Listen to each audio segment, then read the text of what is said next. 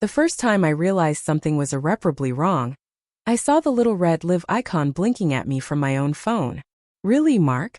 Really? She said, smirking like it was a joke, holding her phone up toward my face. Her hair fell over one eye, messy and deliberate, her nails tapping against the screen. Let's show everyone what I deal with every day. I froze. The apartment felt suddenly smaller, the walls closing in, the air thick with something I couldn't name yet. My voice came out sharper than I intended. Stop. Don't, just put that down. But she didn't. Of course she didn't. She thrived on this kind of chaos now, or maybe she always had, and I'd been too blind to notice.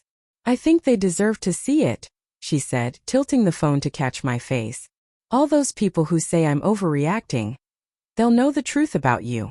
Truth. The word hovered between us like smoke, and I could feel it corroding something inside me. My stomach knotted. A low ache that had nothing to do with hunger. I wanted to yell, to grab the phone, to make her stop, but another part of me, quieter, more feral, wanted to watch. Wanted her to see me in real time, so she couldn't hide behind her carefully curated version of reality. Keep rolling, I said, voice low but firm. The words surprised me as much as they seemed to surprise her. What? Her eyebrow arched, and a flicker of something unreadable passed over her face. Yeah, I said, swallowing past the tightness in my throat. Keep rolling. Let's let the truth speak for itself. Her smirk faltered just for a heartbeat, but she didn't put the phone down. Instead, she leaned back on the sofa, the camera capturing every inch of the tension between us. The argument had started hours earlier, something stupid at first, leftover groceries in the sink, laundry piled on the bed, but it had escalated, as they always did when one of us stopped pretending. I remember the moment when her eyes went cold, when I realized this wasn't about dishes or socks. It was about power, about control, about rewriting the narrative I thought we were writing together. Why are you doing this? I asked, trying to keep my voice steady. My hands trembled slightly, though I clenched them into fists in my lap to hide it. What do you want from me? I want people to know who you really are, she said, voice sweet now, syrupy but laced with venom. All the times you've hurt me, ignored me. All the things I've swallowed to keep this marriage perfect. And there it was, the dagger I'd been too naive to anticipate. I'd always trusted her version of events, even when something didn't sit right in my gut. But hearing it now, seeing her frame me for an audience I hadn't invited, my stomach dropped like lead. I remembered the nights I stayed awake listening to her soft breathing, wondering if she was happy, wondering if she even wanted to be with me. The little lies, the side glances at her phone, the sudden meetings she never explained. All of it came rushing back. And now, all of it was being weaponized against me in real time for the world to witness. I took a deep breath. I had a choice. Rage, beg, plead, or stand still and let her unravel herself. I chose the latter. Look at you, I said quietly, almost to myself. All this performance, and it doesn't change what's really happening. Her laugh was sharp. Really, Mark? That's your line? You're still trying to sound wise while everyone sees the truth. I'm not trying to sound wise, I said. I'm trying to be real. And you're not. Not anymore. She paused, the camera swinging slightly as she turned toward me, confusion flickering behind her eyes. It was the first crack in her armor. You think this proves anything? I continued, voice firmer now. It proves how far you're willing to go to hide your own guilt. Proves what you've been running from. And it proves that you can't just manufacture the story you want and expect me to play along. The apartment felt suffocating. The afternoon light slanted through the blinds, casting stripes across her face, across the phone, across the space where our love used to live. I felt a strange, cold clarity settle over me. This wasn't just an argument. This was the culmination of months of distance, of half-truths, of me ignoring the way her warmth had slowly bled away. You're scared, I said, quieter now, almost tenderly, even though every nerve in me screamed. Scared that if anyone knew what you've done, you'd have to face it. Face yourself. Her hands shook slightly. I hadn't expected that. The confidence, the performance, her mask was slipping. And for the first time I saw the woman I had loved, hidden beneath all the theatrics. What do you mean? She asked, voice cracking despite herself.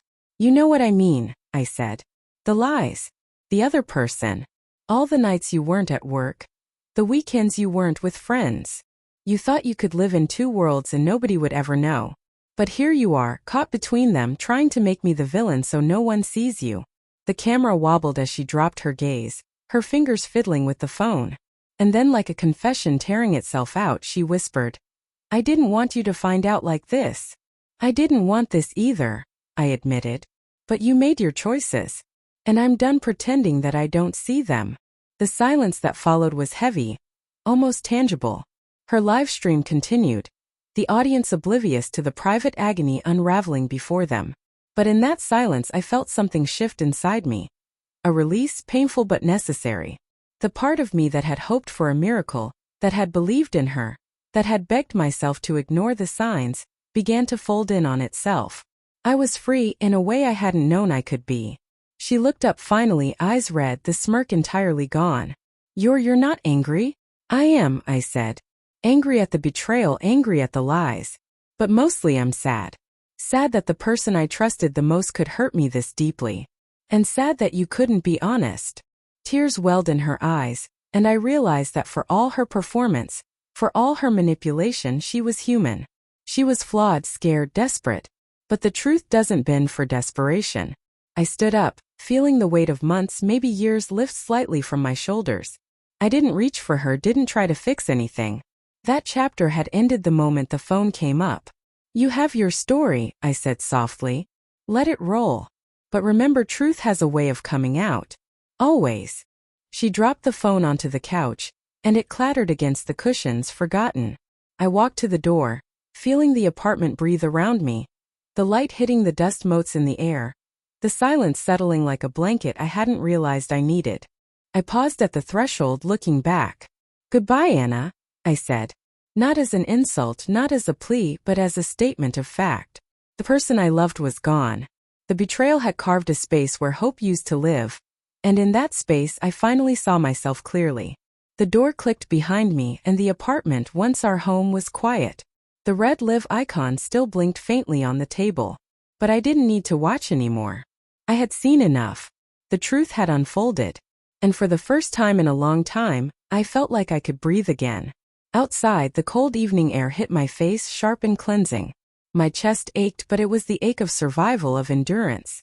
I didn't know what came next, or if love would ever feel safe again. But I knew one thing. I had faced the betrayal, and I had stood in the ruins without breaking. And that somehow felt like victory.